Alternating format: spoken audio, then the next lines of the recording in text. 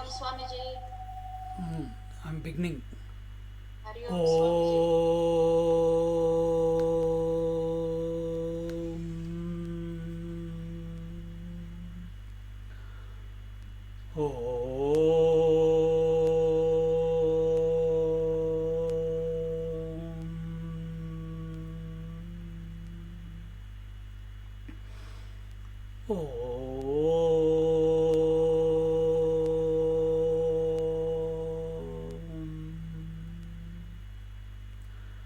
गुरुर्ब्रह्मा गुरुर्विष्णुः गुरुर्देवो महेश्वरः गुरुः साक्षात् परं ब्रह्म तस्मै श्री गुरवे नमः तस्मै श्री गुरवे नमः तस्मै श्री गुरवे नमः. We are in the 18th verse, and there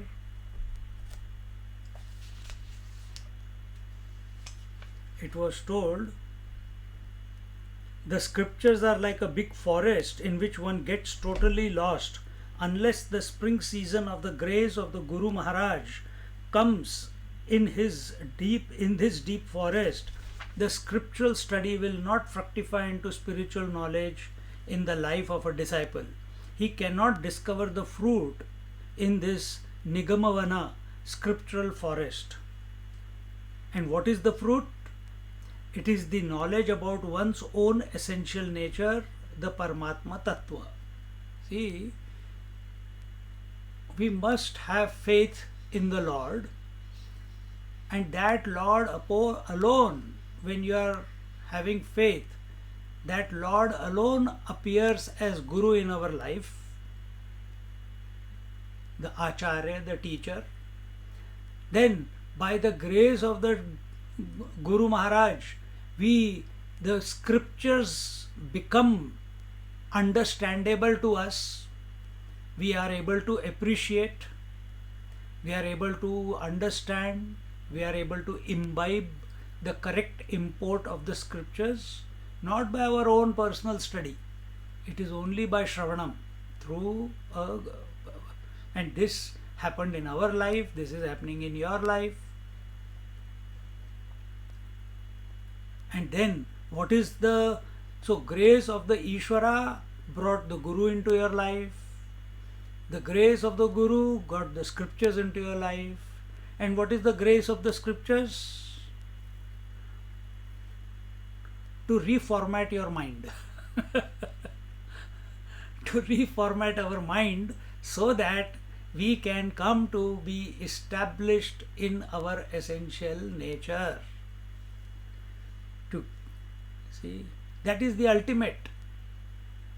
And the methodology, the how to negotiate through this world is taught by the scriptures.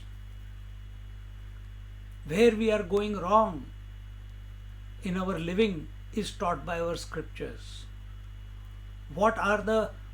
How we are falling into the trap of the world or the senses or the mind, that is, it's like that book is always there, but it becomes available to us when we study the scriptures. That this is where we are going wrong. And even though the scriptures are telling about all this, they are talking about the yajna, they are talking about upasana, but eventually for those who are available, those who are ready and able, for them the highest knowledge is also, it is always available to everyone, but we have to become available to it.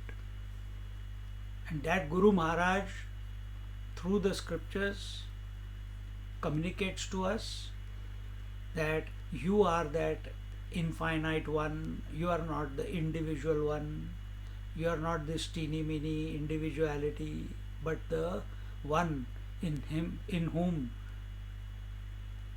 everything is included, nothing is rejected, you are one without a second. And this is the grace, this is the fruit of the scriptures. And therefore as much our faith. And another place it has been written that the scriptures are the speech of the Lord. So we cannot understand the correct import of the scriptures by our own personal study. Very difficult. And it's not, and why? No, no, no, no. How can that be? If you say no, no, no, already the ego is coming up.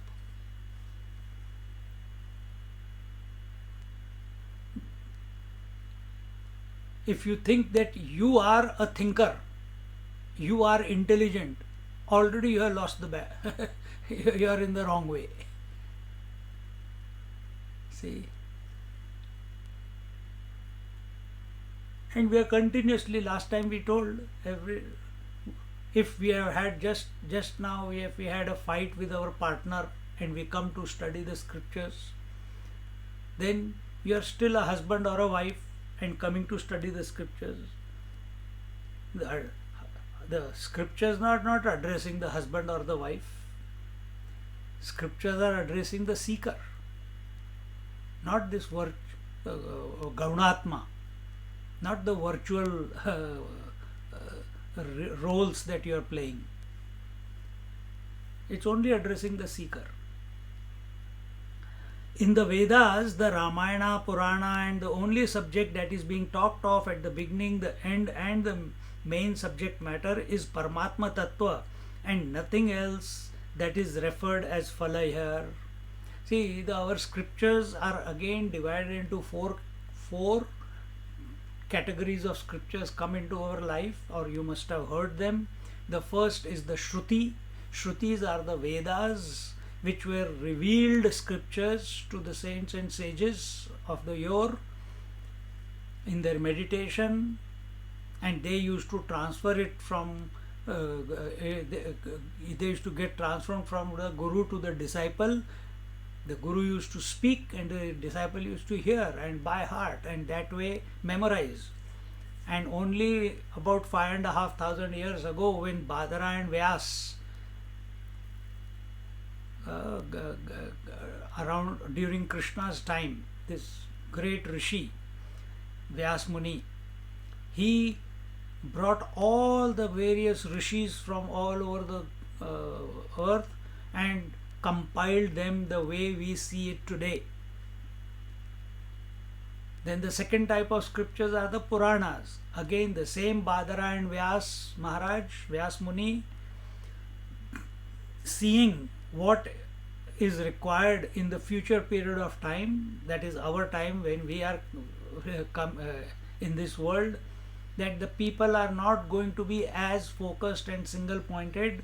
So by the inspiration of Narad Muni, he brought all the Puranas.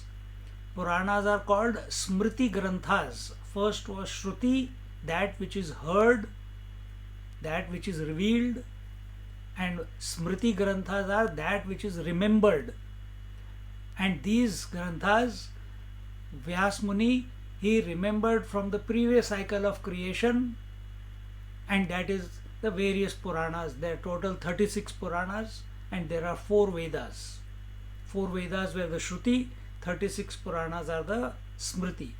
Then the third category is the Itihas, the history.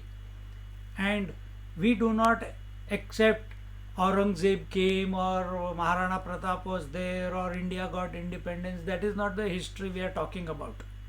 Our history is Ramayana and Mahabharata, because both the center person in Ramayana is Ram, and he is the Lord himself incarnated on earth in the human form. And how to be an ideal human being, how to be an ideal son or husband or father or brother or king, everything. And then the same infinite Lord in Mahabharata, again the entire Mahabharata, apart from all the characters, it's centered around Krishna. And Krishna is that personality, that incarnation of the Ishvara, who is incarnated with all the potential. In Ramchandra ji, the ideal man was presented, and in Krishna Bhagwan, in the Lord Krishna, the how can a person live in this world and not be affected by this world, and yet has continue to invoke or express all the potential that is. See? So these are the two etihasik. His history is the word for itihas, and as Chinmayananji says, history is his story. So whose story? The infinite one's story. That is our history. And the fourth category of scriptures are the words of the saints and sages. So like we are doing studying Amrita Anubhav every Sunday morning, this text is the words penned down by Jnaneshwar Maharaj about his experience of realization as inspired by his guru to write down. So these are his words. So they also become scriptures. So these are the four categories. And all of the scriptures, like Vivek Chudamani we are studying, that was written by Shankaracharya. See, that is not part of the Vedas, that is not the part of Puranas, that is not the part of history, Itihas. So all the works of Adi Shankara, Mirabai, Tukaram, Jnaneshwar Maharaj, etc. So many masters are there. All of them come in the Santa Vachan, Apta Vachan. Without the grace of the Guru,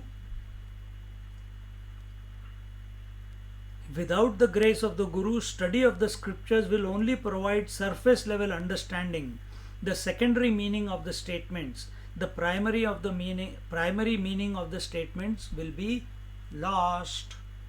So, to dig out the secrets which are lying hidden behind the words of the scriptures, that only a Guru Maharaj can do, because we don't have the intellect capable of digging into it.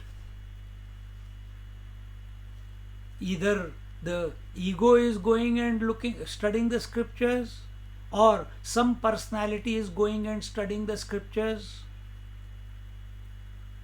We don't have an empty mind to go and study the scriptures as it is. And therefore, this guidance is the guidance of the Guru Maharaj is paramount. There are three types of eshanas or desires in worldly life. Putreshna for progeny, Vitteshna for wealth, and Lokeshna for fame. That is the desire for progeny, wealth and fame. In the spiritual path, the desire most difficult to overcome is the Shastreshna, the desire to study more and more scriptures. Such studies are only food for the intellect and can be counterproductive by hardening the individuality. So when this happens when we want to study the scriptures on our own, then the individuality gets hardened, becomes concretized. But when we are surrendering to a Guru Maharaj and doing the Shravanam again and again, our attention is not brought to have I understood or not. All we have to do is become available. All we have to do is become empty and allow the words of the Guru Maharaj to wash our mind. And in that washing, the change happens, the shift happens. And this is the technique, an age old technique since the beginning of time. Since Lord Shiva gave the knowledge to Parvati, from that time it is going on. And we have become more intelligent than them, than the Ishvara himself, that we are going to study ourselves. Couldn't Parvati herself study the scriptures? Why she had to ask Lord Shiva to explain to her? So this is our parampara. This is our tradition.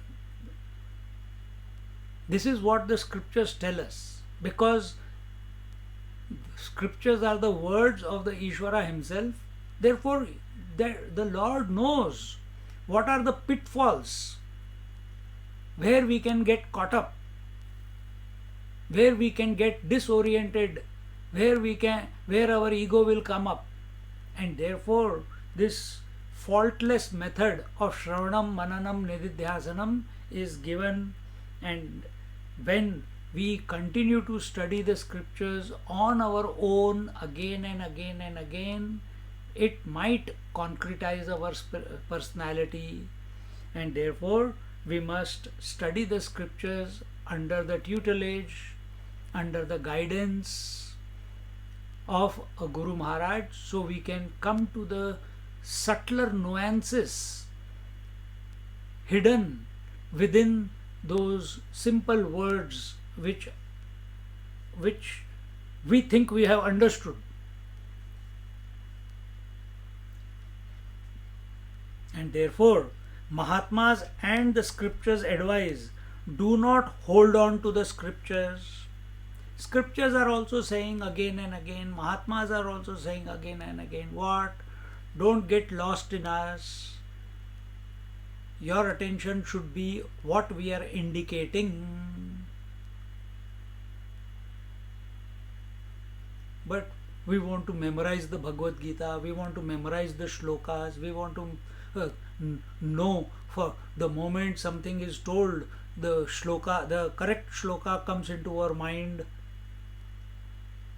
That is addiction to scriptures. Our addiction, if I can use that word addiction, should be on towards the self. Scriptures are the means. So here he says, do not hold on to the scriptures, they are only aids in knowing the truth. Therefore discard them. What cannot be thrown away, that is the reality, the Brahman. So scriptures come and they go. That which does not come and go, that which is permanent, that should be our focus, that should be our goal. There our attention should be, even while studying the scriptures, rather than on the words, the ideas. We are not here for ideas and concepts. We are here to seek the truth. Here we are here to abide the truth. So our attempt must be that I must be so available during Shravanam, that the words transport me to the self. Just like a child is sleeping, the mum is singing the lullaby. Either she's just humming away or saying Krishna, Krishna, Krishna, Krishna. She creates a rhythm. It's an action, it's a sound. But that sound in a particular rhythm eventually lulls the child into sleep. But there it is happening out of ignorance. Here, when we are listening to the scriptures, listening to Guru Maharaj, at that time our mind must lull and we must remain awake. It is not the self which is lulling. The mind is becoming quiet.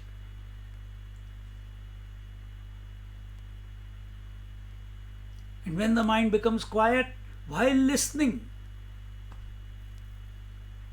Be the self at there and then, not afterwards. Therefore, the seeker should strive to go beyond the limitations of the forest of scriptures to achieve self unfoldment to its last point. Somewhere the words have to be dropped. In the end, when you inquire into who am I, that word who am I is a question. That question is also part of a scripture only. Koham, kutam ayatah, koham kastam kuta ayatah. Who am I? Where am I? From where have I come? We have to go to the source of the I. As long as something is appearing as a thought, you are missing the target. You are missing the final abidance. Who is missing? The mind is missing. And that can be done only when the disciple surrenders his individuality and the grace of the Guru descends upon him. So, surrender of individuality means becoming 100% available. No notions in the mind, no comparisons in the mind, no data with which you are comparing what is being said in your mind. Availability happens only when we have absolute faith and reverence towards the scripture and the Guru. See? So first is gratitude and reverence, and towards the reverence and faith in the scriptures and the Guru. Even while listening, in the atmosphere of gratitude, that availability happens. I am going to be available, and you take up, nothing is going to happen. It's a mental condition, it's not a physical condition.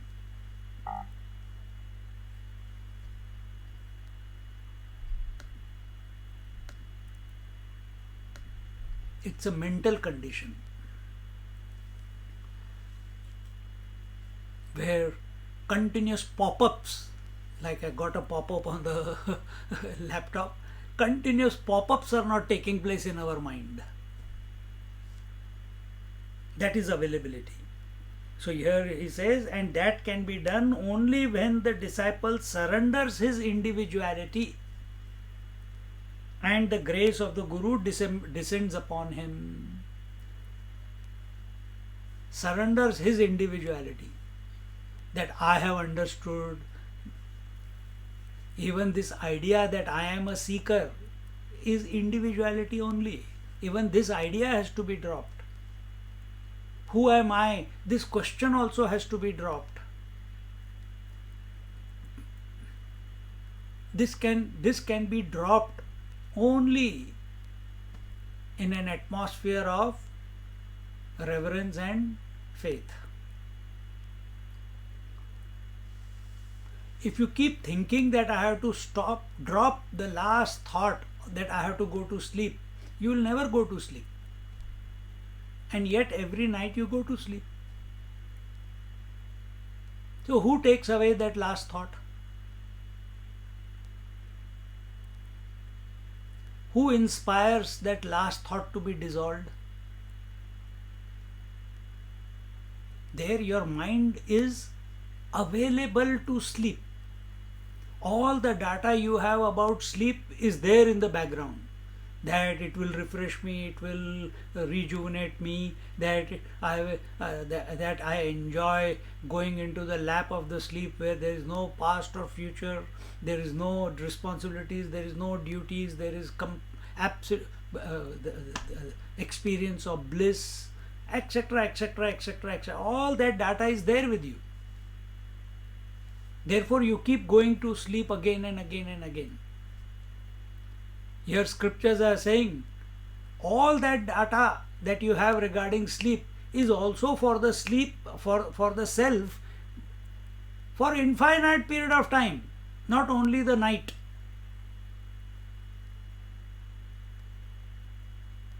So become available.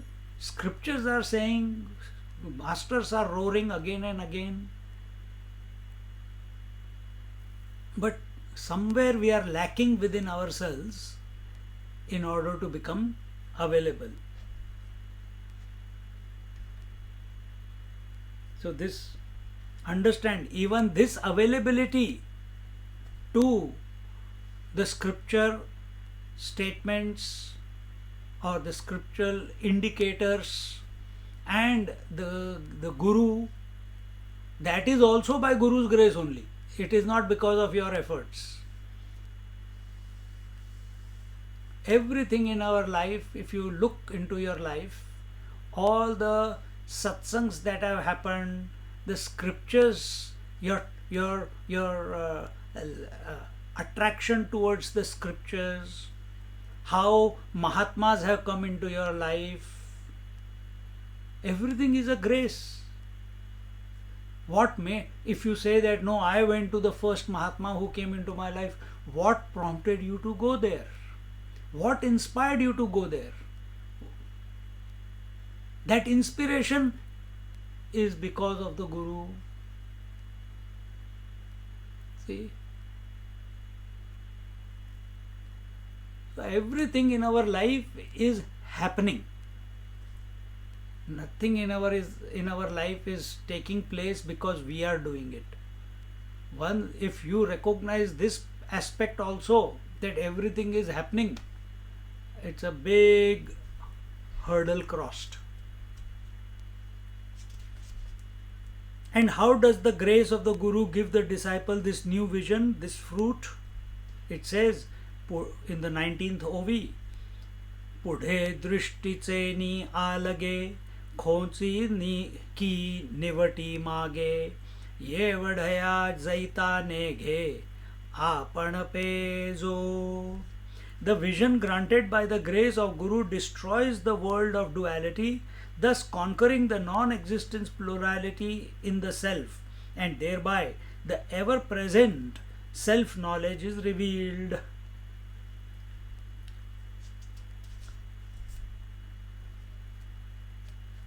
Just like you tell your children, if they are putting their hand in the fire, you say, don't do it, it will burn. And eventually that young kid gets the knowledge that fire burns and is careful with fire from there onwards. Maybe he will burn once or twice inadvertently, but then it sticks in his mind that fire is hot, it will burn, I must not jump into it. I must keep a safe distance from it. Similarly, this fire is this whole world who's ready. If you jump into it, if you touch it, it will burn you. If you get attached to it, it will burn you. So scriptures and Guru Maharaj is telling us, don't play with fire. But we think we know better than the Guru Maharaj and the scriptures. And we continue to play with the fire called the world. And the world is not just space, air, fire, water, earth. World is not just the 5 pranas. The world is not just the 5 organs of action, hands, legs, anus, genitals and speech. It also includes the 5 senses. It also includes the mana, buddhi, chitta, ahankar. The world also includes the avyakta, the unmanifest. Everything is world. If you get involved in it, you are sure to be burnt. So, out of great compassion, the scriptures and the Guru Maharaj, they try to hold our hand, catch our imagination, and slowly guide us back towards that principle which is our essential nature, rather than all that which takes us away from our essential nature. So here he says, once this grace of the absolute, the totality, is granted to the disciple by the Guru, the Shishya's entire vision of the world changes. Just like this is your experience also. The way the world is till you are a child, and the way the world is for you once you become a teenager, once you mature, is totally different. Then the world, for the same person, once he becomes youthful, the world is totally different. Then that same person gets married, the world is totally different.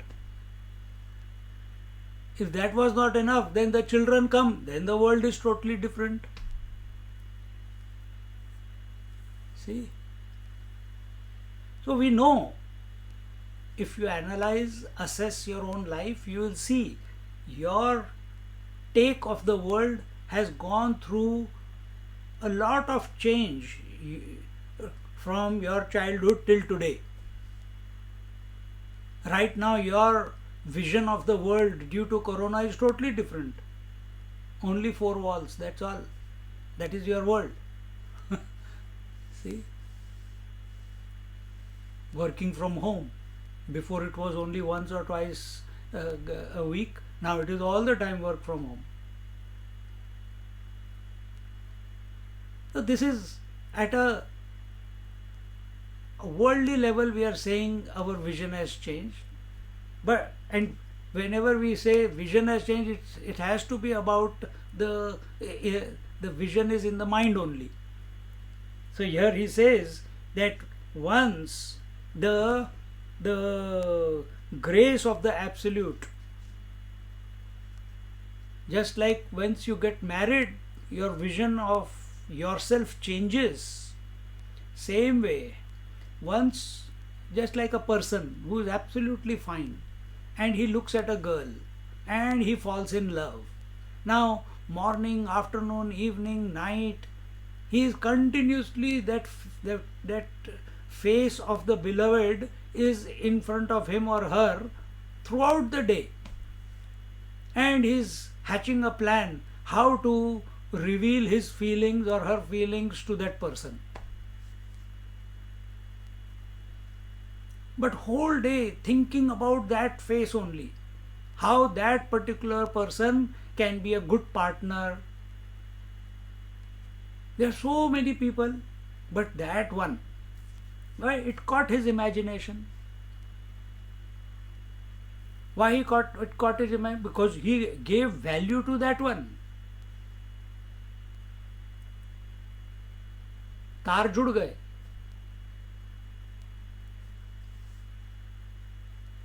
So same way, when our attention, when our imagination, if you have to use imagination, let us use imagination to contemplate on the truth and become available to this knowledge that is our essential nature.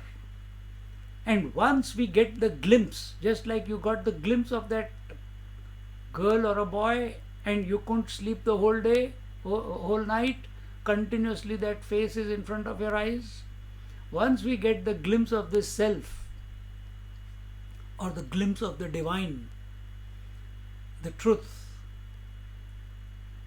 by the grace of the Guru Maharaj, by the grace of the scriptures, then after that you cannot but go back to the previous vision. Your vision will change.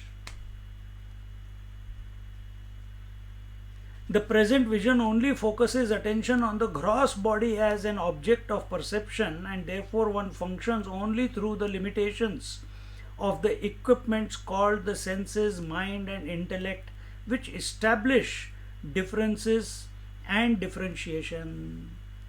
This is of we have in every lecture probably this thought is coming. So right now our perception is based on our physical body, and from the physical body aspect our object of perception is the variety, the multiplicity that this world is, and our conclusion of that perception is that this world is separate to us. I am separate to this world. The world was before I was. I was born into this world. And when this body goes away, when I go away, this world will continue to be. This is our perception. This is our understanding of this world. In short, when our perception is from the gross body point of view, we only maintain differences, we only maintain a sense of otherness, and we are not able to see anything beyond this conclusion. The vision granted by the Guru, first of all, takes the disciple away from this identification with the gross body. So we are not here to sort out the world. We are not here to sort out the relationships. We are not here to sort out the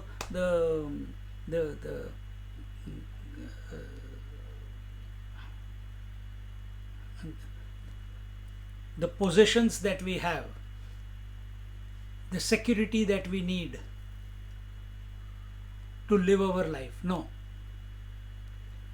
To sort out the world, there is only one place. Instead of sorting out infinite number of objects and people, and you don't know which one is going to come and create havoc into your life the next moment.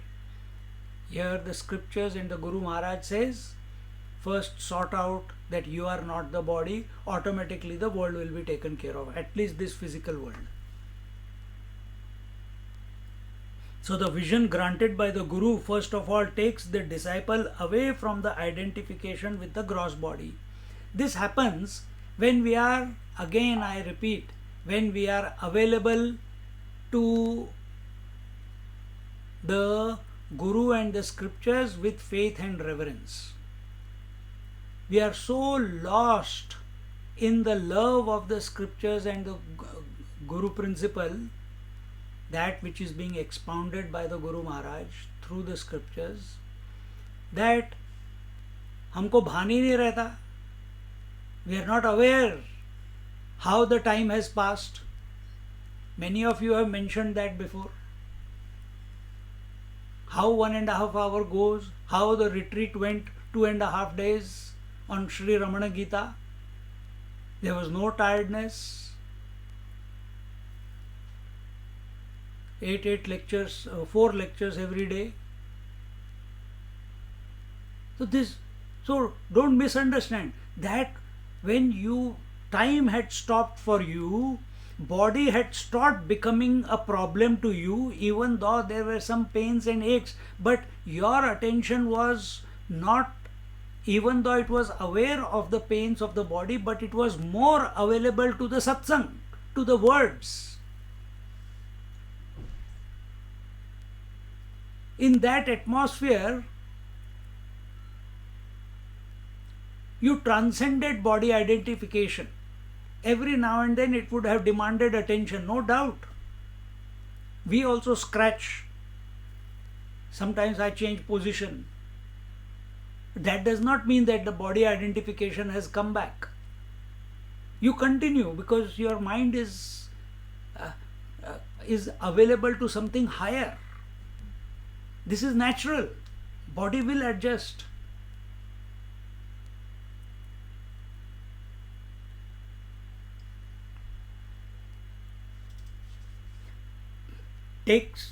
First of all, this is the first point, takes the disciple away from this identification with the gross body. And having transcended the body identification by becoming available to something higher, something finer, something subtler, towards the source. And that's exactly what is happening to you when you go to sleep. The more you become available to the sleep, the gross world as you know it starts diminishing from your mind, starts melting away from your mind. And you are not doing anything. All you are doing is becoming available to sleep. Why is it so difficult to become available to the self which you are always? Sleep also comes and goes, but the self is always. Why is it so difficult? We are making it difficult because we don't have faith and reverence towards it.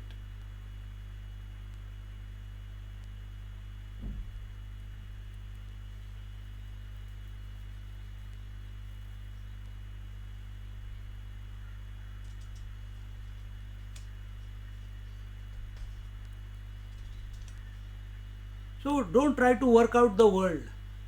Don't try to sort the world. Don't try to improve the world. Don't try to secure your position in the world. Don't try to secure your future in this world.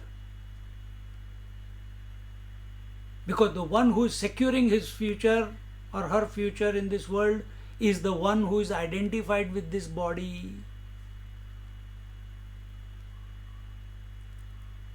When you go out on a limb, that's sannyas.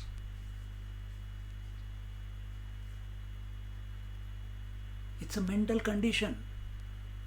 Every night when you go thinking of the sleep and allow the world to be dissolved from your mind, you are a sannyasi at that moment.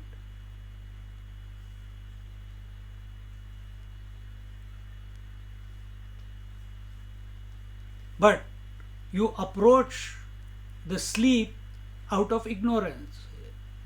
If you can remain awake, fantastic. So sannyasi every night loses the plot by surrendering to sleep. See? But the condition of the mind of a sannyasi and the condition of every person who is thinking of sleep and indifferent to the world, and as a result the world dissolving away from the mind, that is the condition of sannyas. See, nothing is told in the scriptures that is not happening to you. But we make a big issue about everything because we don't want to be available.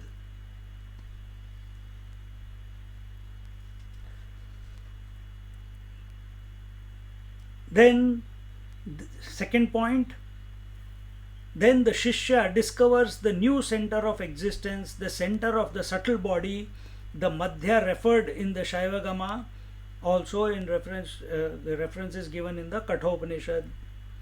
When the gross body and the gross world are dropped, the personality shifts its functioning to the center of the subtle body, which is at the level of the mind or thoughts. Now it is not focused on the world, it is not focused on anything, achieving anything in the world, it is not focused on negotiating through the world, the physical world. Now such a person, he is focused on what is going on in his mind more than trying to secure his position in the world. Now he wants to secure the mind. And what is securing the mind? How do I make it purified? How do I come? What is the source of this mind?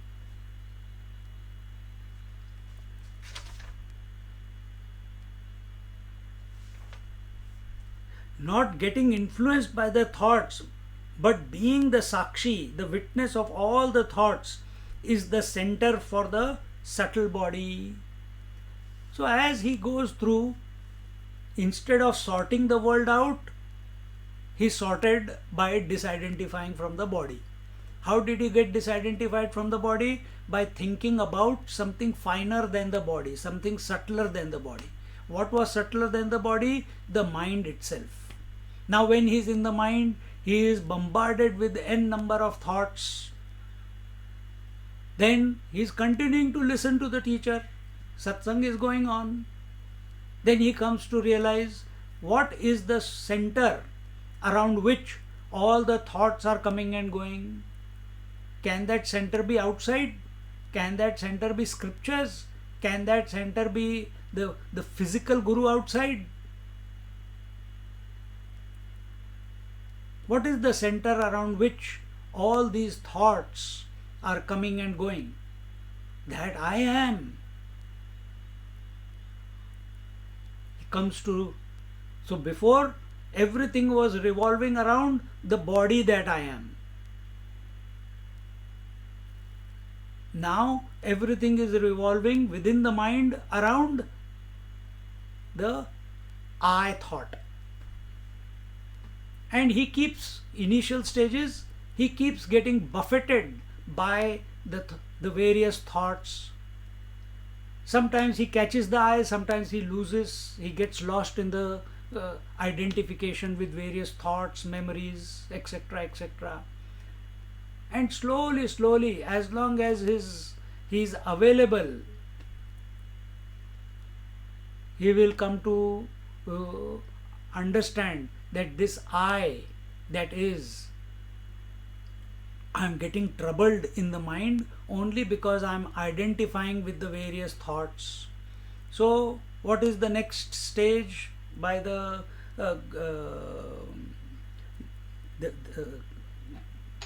by the grace of the scriptures and the Guru, he learns to remain equanimous within the mind. And to be equanimous, he is told that this I that you are, it should not give value and importance to the thoughts that are erupting within the mind. And as he starts on this journey of non-reaction, of not giving value and importance to any type of thought, even scriptural thought, slowly, slowly, he becomes more and more aware, and a point comes where he is not affected by anything that is coming in the mind or going away from the mind.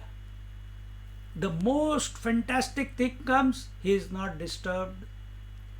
The most ridiculous thing comes in the mind, he is not disturbed.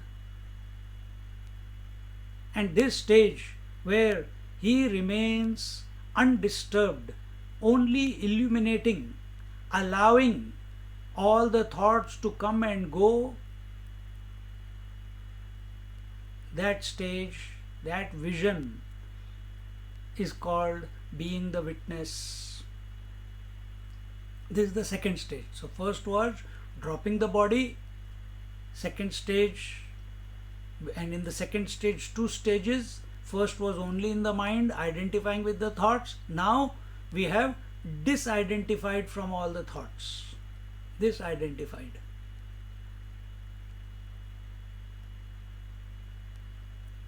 The witness is like a बुत क्या बोलते हैं, like a statue. He is sitting there in the mind, the I thought, not even the I thought. He is the presence. He is watching everything coming and going. And as long as he is doing that, the number of thought eruptions in the mind, they start reducing one by one by one. How do they start reducing? Just like all the thoughts of the world, they reduce from your mind when you are thinking about sleep. Single pointedly. See?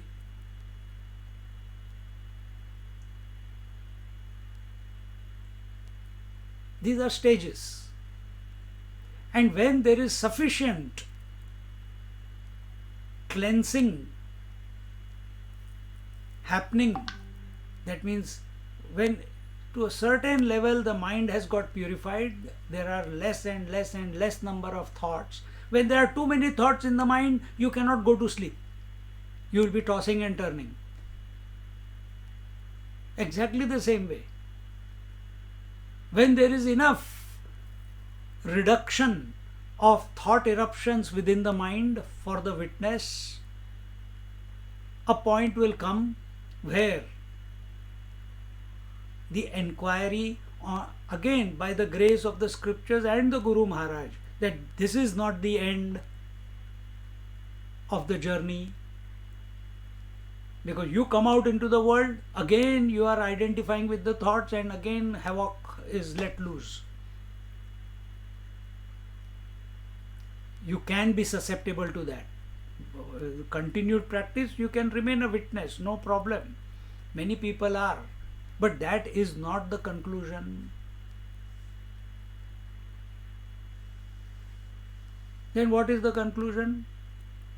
The conclusion is inquiring into the source of this witness. What is the essence of this witness? This witness expresses as I. What is the source of this? What is the nature of this witness? I use better word to use. What is the nature of this witness?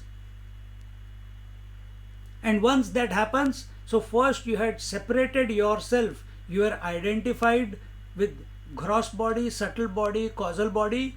You were identified. This is the I. It was identified. Now, when it is disidentified, it is called the witness. And when you seek into the nature of this witness, it is called this dhyana mudra. That leads to abidance. And this guidance, it is because the mind is out of our control most of the times. What is going to erupt, we don't know. And at that time, when the Guru Maharaj's words resonate within our mind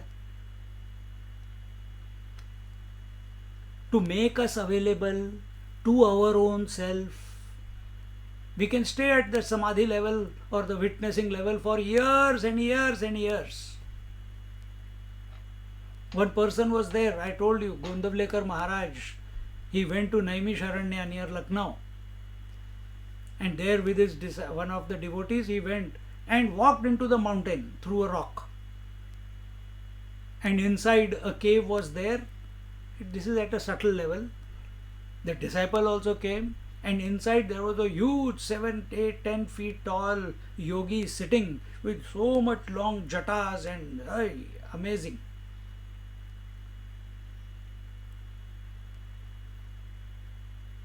And Gondavlekar Maharaj was a Ram Bhakta. His samadhi is there in Maharashtra. So he went, he tried to shake him, he tried to wake him, he did not.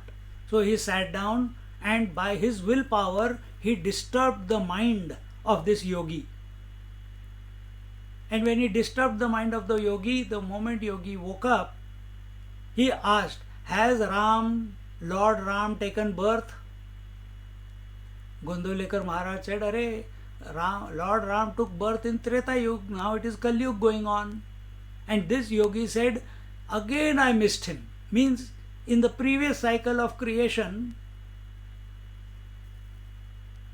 when Ram was born, he had missed him, and again he has missed him. So imagine how many millions of years he is sitting there in samadhi, waiting for the darshan of Ram so that he can conclude. And then Gondavlekar Maharaj gave him the Ram darshan.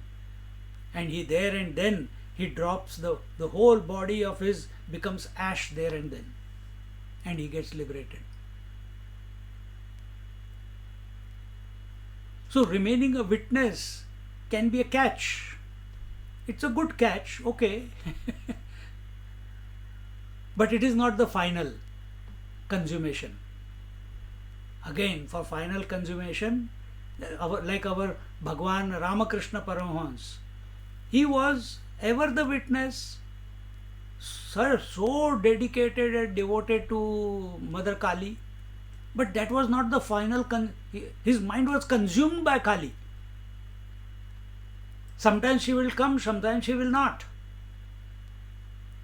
He wanted to transcend that also. Then came the final consummation for Bhagwan Ramakrishna Paramahans. See? By the grace of Totapuri Maharaj. When the student is ready, Guru Maharaj appears. When we are ready, sleep appears. When we are ready, waking happens. Same way. Are we ready to be consumed into the self by the self? Are we ready to give up this individuality at the altar of the divine? Or are we still holding on? No, I'll do it my way. No, let me finish this work, that investment, this investment. Let the coronavirus go, then I will go. Let me retire, then I will become available.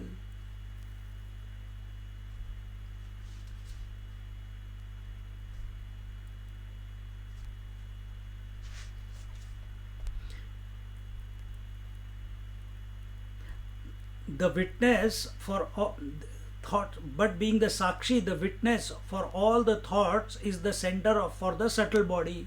When this is also dropped, the nature of the Sakshi is discovered. What is the nature of Sakshi? This was this Dhyana Mudra. That is the last stage on the seat of meditation. In this way, the plurality that never was is destroyed along with the individuality, and the disciple is able to go beyond the limitations. Just like we are able to go beyond all the limitations of possessions and relations and become available to sleep, so also it's that simple to go beyond the limitations of relations and possessions, which is because of the gross body, and become available to our own essential nature. And understand one thing. Here it is easy for us out of experience to surrender to the sleep because we know next morning we are going to wake up.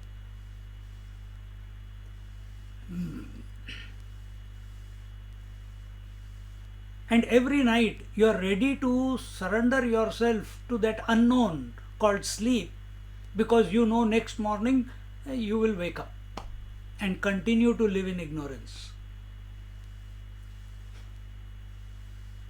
And probably this is the reason we are afraid to become available to the essential truth that is our nature, because once we surrender to that, we cannot wake up to this illusion called the world, which we have taken to be real.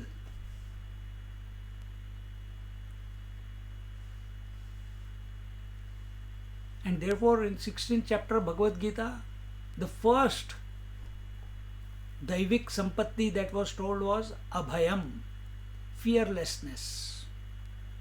This path is not for the faint-hearted.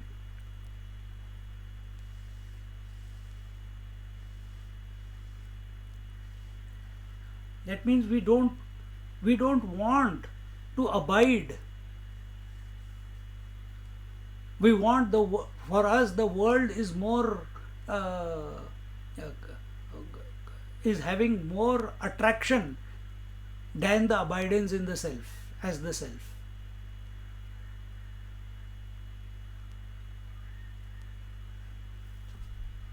But when the Guru's grace is there, this comes about, and he says that in this way the plurality that never was, The plurality of the waves on the ocean, it is only a projection, it's only a happening. Actually, it is nothing but water. Same way, the plurality of the world, the plurality of the thoughts, the plurality of the waking dream and deep sleep, the plurality of the differences, multiplicity,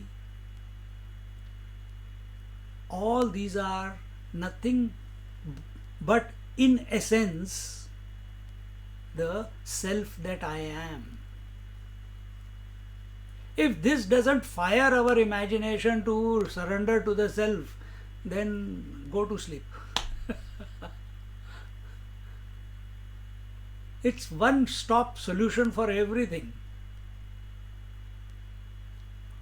All the cobwebs will be gone, all the personality issues will be gone. In fact, once the ego has gone and the self has been invoked, can't say the self has been invoked and has abided in the self, from that moment onwards, the vision that one gets cannot be corrupted by anything. In spite of the multitude, the vision is on the one that the self is.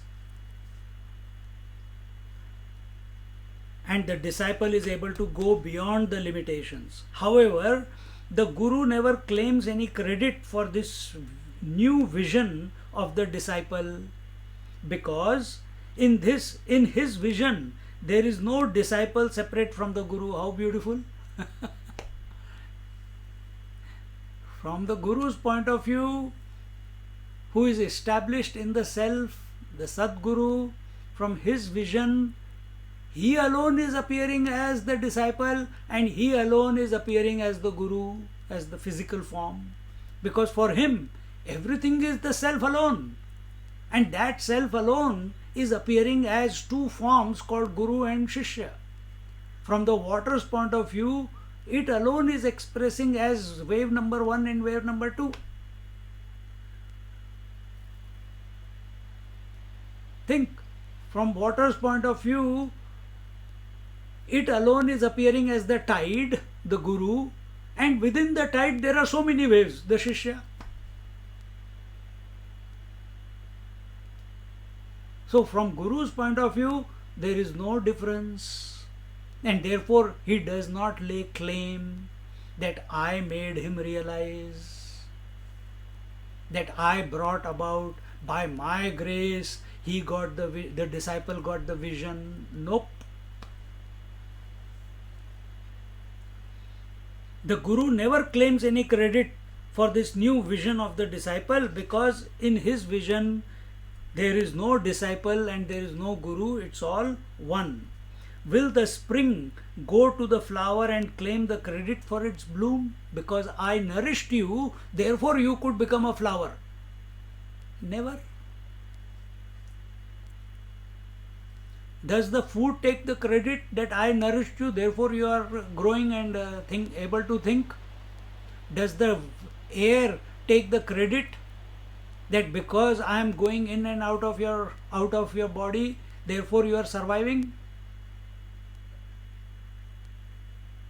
But this ego is funny. It takes credit for every damn thing.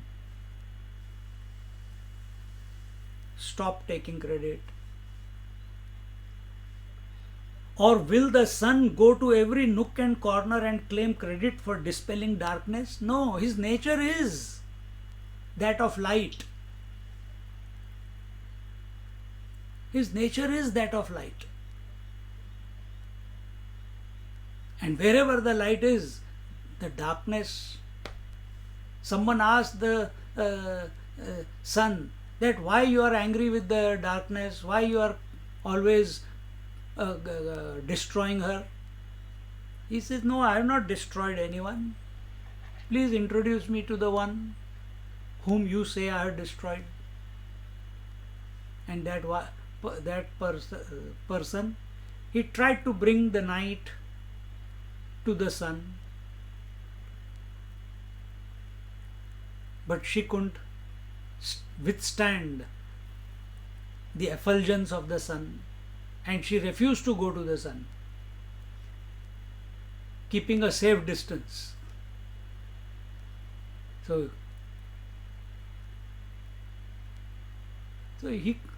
sun does not know what night is. Similarly, self does not know what ignorance is.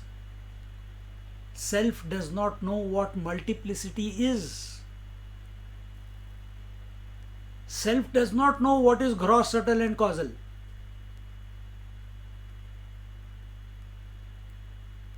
Self only knows, without words, I alone am. That is its disposition. I alone am. And that is where the Guru Maharaj is established. That is where we are also established. That is our natural state. But we have short-plused ourselves by identifying and then forgetting what our natural state is. Will the sun go into every nook and corner and claim credit? Same way, Guru Maharaj does not claim credit for the realization of the disciple. Guru does not do anything because his grace is a natural expression of divinity. Sun does not do anything. It's just being who it is. Heat and light.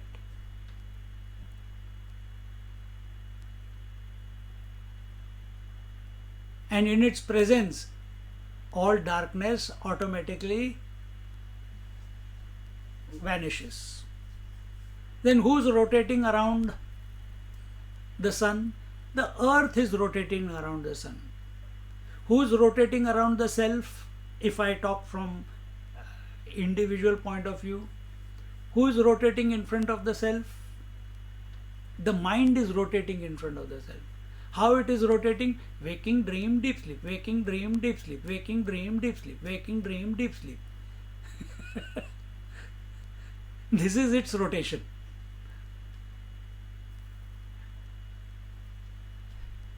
When it is in front of the sun, the waking happens and the dream happens. When the mind is away from the sun, the sleep happens.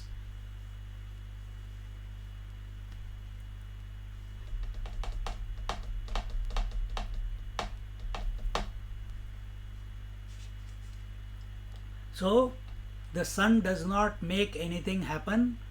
Wherever it is, there is no darkness or ignorance. Similarly, Guru does not do anything. His presence itself dispels the darkness. Ajnanatimirandhasya jnananjanashalakaya chakshurunmilitam yena tasmai Shri Gurave Namaha. Ajnanatimirandhasya jnananjanashalakaya. See? Hold on to the feet of the Guru principle. Grace of the Guru is always available in abundance, and it is only the disciple who is not available to the grace. Again, the thought of availability is coming. The sunlight is always available. It is the earth where there is darkness. That side of the earth is not available to the sun. Same way, where is our attention? If our attention is towards the world, we are not available to the effulgence of the self. If our attention is towards the self, everything will sort out. Ignorance will go away automatically.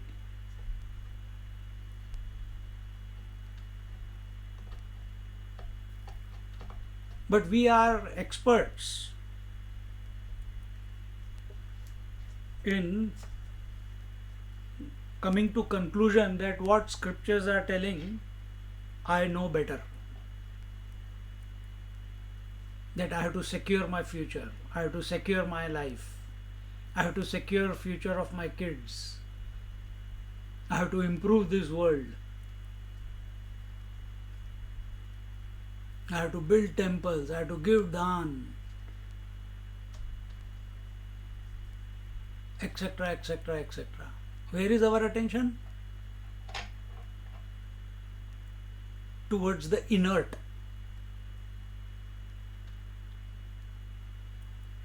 It is similar to that side of the earth which is not facing the sun.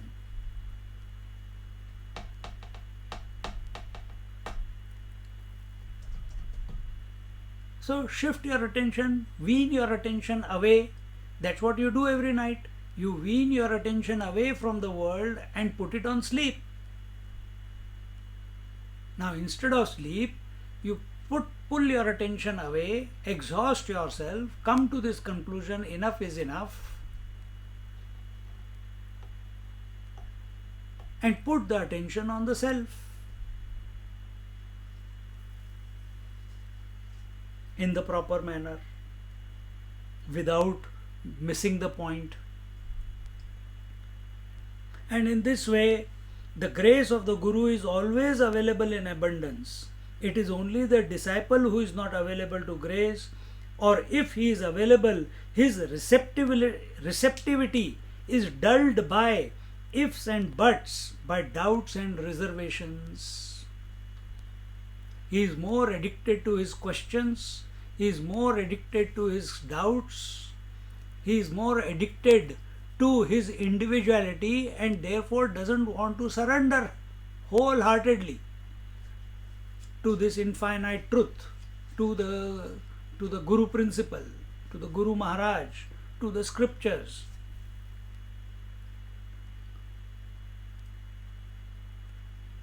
And therefore, in today's time where they are making, because a student is asking questions, doesn't mean that it makes that person intelligent.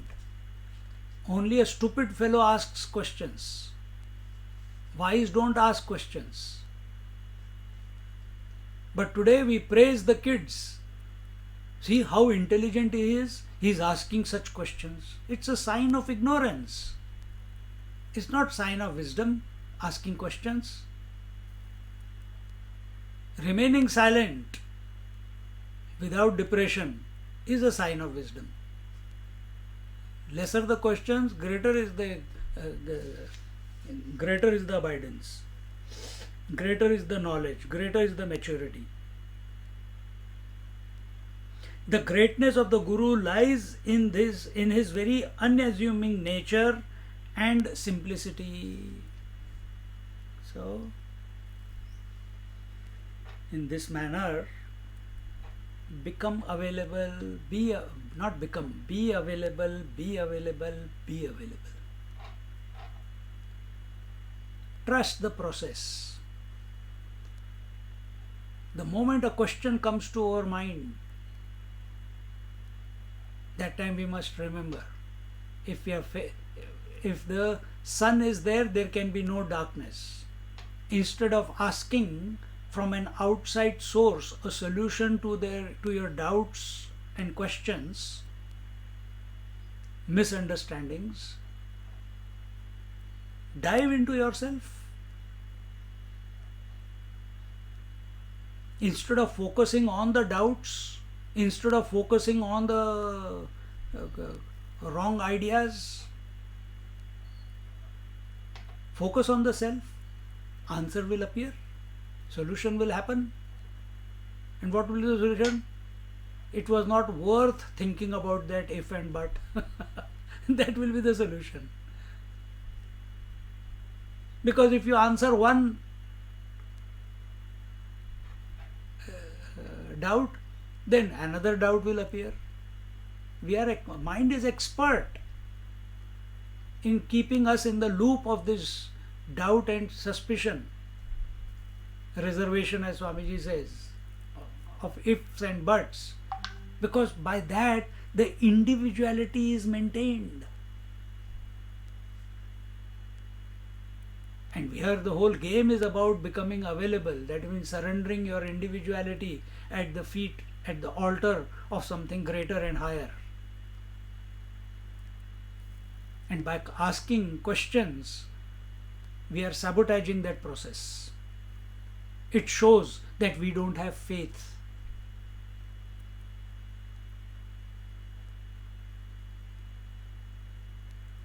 See? So this is the journey.